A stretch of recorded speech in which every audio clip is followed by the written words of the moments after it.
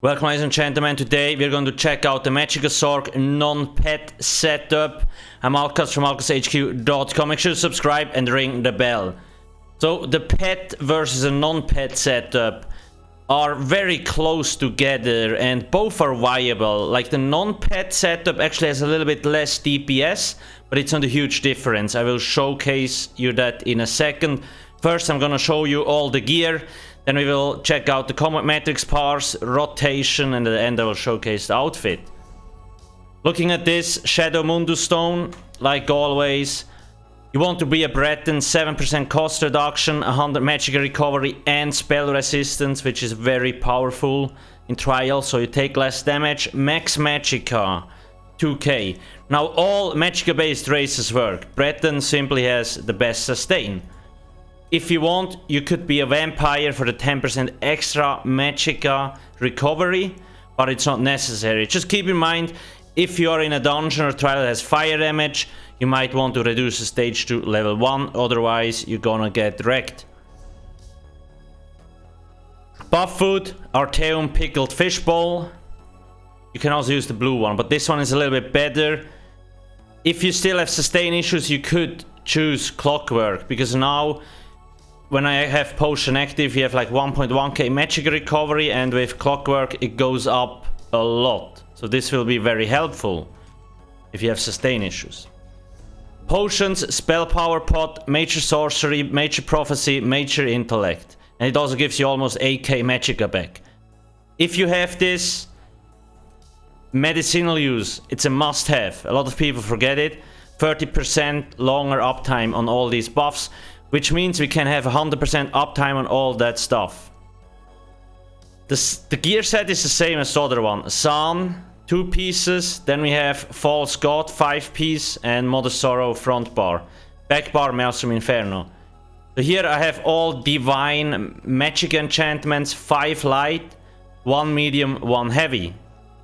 For the Undaunted passive, here, 6%. Very strong. False God is simply the best setup. Even if you only have the imperfect version, it's still better than anything else out there, okay? Mother Sorrow, fairly easy to get, but a little bit expensive.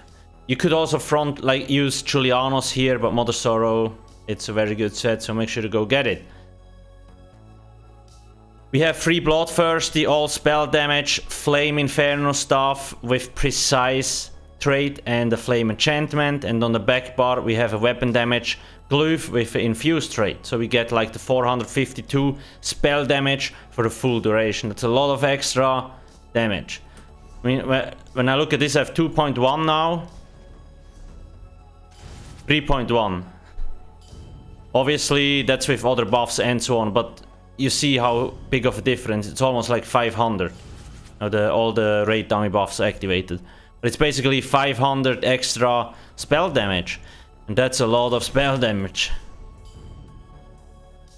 Okay, that's this. Champion points: 34, 73, 23, 64, 66, 10. It's all on the website. It's all on the website. Here on the trial section of the website, I do have this optimized damage mitigation for the red champion points for each trial, so you take less damage. I would highly recommend checking out the written guide. There is also beginner setups on there and so on, because I'm aware that a lot of people don't have access to these kind of sets, so there is like easier options to get till you actually can farm these sets here. Looking at the skill setup, so I want you to notice one thing. Previously we had the pets here, so that's basically how the other build looked like. We had pet and pet, and these two. Same on the back bar.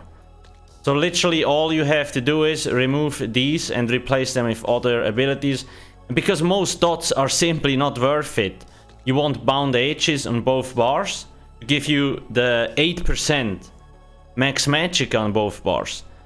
Then we go to the Mage's Guild, Inner Light. It gives us 5% from the skill itself and another 2% from Magicka control, so that's 7% max Magicka.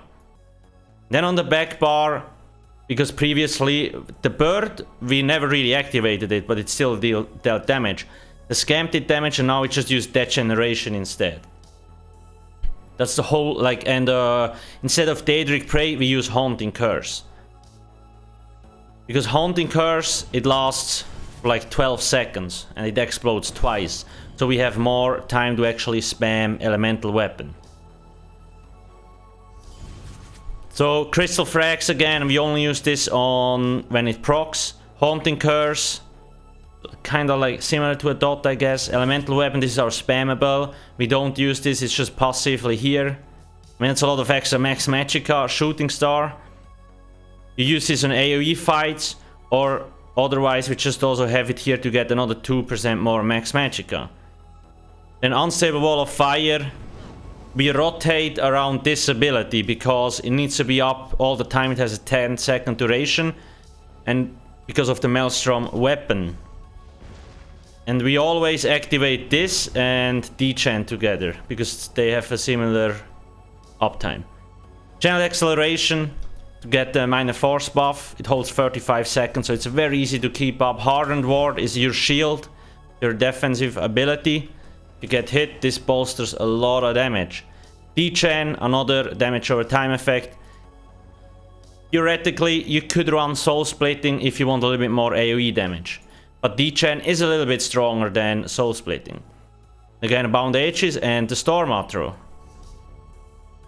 When we look at the Parse, the like pet build had like 84k. And this here has like 81k. I probably could have gotten a little bit higher, but like it's maybe you lose about 3k DPS if you don't run a pet, so it's not that big of a deal. Light attacks 27%, so you need to learn how to do light attacks. Light attacks are so much damage. There's a weaving guide in the beginner section on the website. Then Elemental Weapon, because we spam that thing a lot, 115 times. That's a lot. Crystal Frag procs, very strong. I also had a little bit bad crit, like my average spell crit is 70%, Elemental Weapon only had 63, which is really low. RNGesus got me there. Then this is the ultimate Atronach, Haunting Curse. So we only activated it 39 times and it does 6k DPS, that's a lot. Unstable Wall, together 7k damage, that's a lot. Then Burning and Fiery Weapon. That's like mostly the flame damage enchant on the front bar. And a little bit Blockade. San, our monster set. And Dechant, almost 4k. So like all the abilities are very powerful and they hit quite hard because we have all these modifiers on the front bar. We are only for a very short duration on the back bar usually. The build is very front bar focused, like always.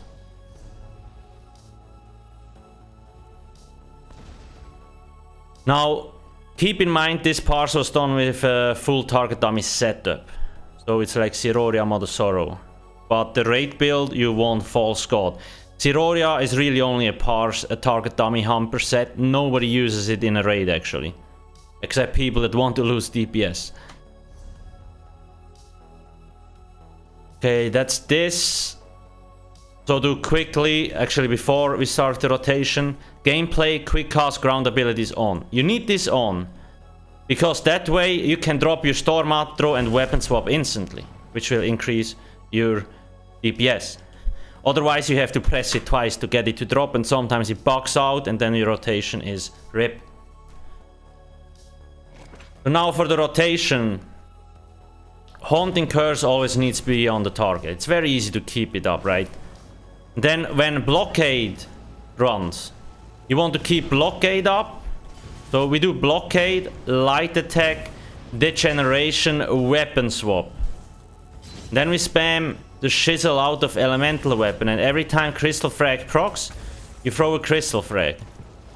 That's about it. Sometimes it procs a lot, sometimes never, and so on. Once Unstable runs out, you reactivate the 2 skills on the back bar and you spam the same thing again. Don't forget to keep Haunting up. That's really the whole rotation, more or less. Like, you just need to memorize this. When Crystal Frag procs, activate it. So it's kind of like a semi-static rotation. Back bar, it's always the 2 dots that we activate together.